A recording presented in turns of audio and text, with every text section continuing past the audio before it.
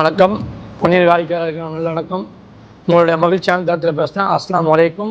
கடை திறப்புல ஆகஸ்ட் 2/8/2026 அன்றைக்கு 10 மணிக்கு காலை ஓப்பன் பண்ணுறோம். இப்போ ஃபஸ்ட்டு நாள் ஒரு பிரியாணி வாங்கினால் அதே பிரியாணி 1 இலவசம்.